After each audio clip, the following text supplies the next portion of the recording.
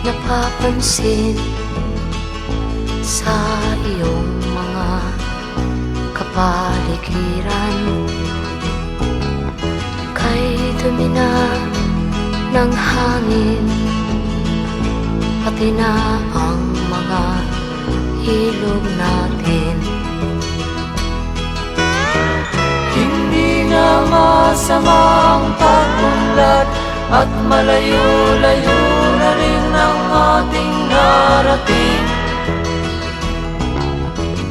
Ngunit masdan mo ang tubig sa dagat, dati kulay asul, ngayon'y naging itim. Ang mga duming ating ikinalat sa hangin, sa langit, huwag na nating paabutin. Upang kung tayo'y pumanaw man sa sariwang hangin, sa langit natin matitikman.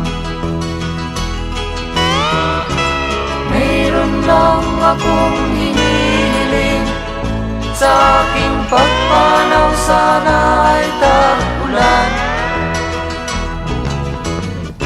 Gitara ko ay aking dadalhin, upang sa ulap na lang tayo magkantahan.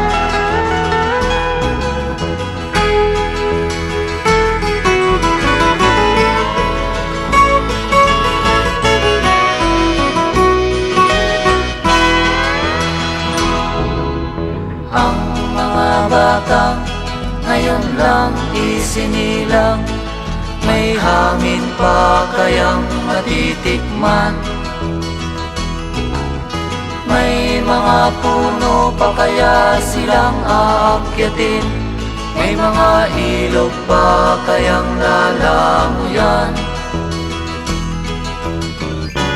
Bakit di natin pag-isipan ang nangyayari sa ating kapaligiran? Hindi nga masama ang pag-unlad, kung hindi nakakasira ng kalikasan. Darating ang panahon, mga ibong dala ay wala nang madadapuan.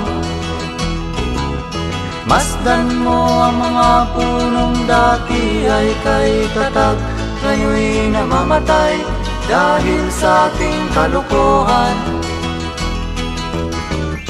Lahat ng bagay na narito sa lupa, biyayang galing sa Diyos kahit nung ika'y wala pa. Ingatan natin at huwag nang sirain pa, pagkat pag kanyang linawi tayo'y mawawala na. Mayroon lang akong hinihiling, sa aking pagpanaw sana ay tag-ulan. Gitara ko ay aking dadalhin, upang sa ulap na lang tayo magkantahan.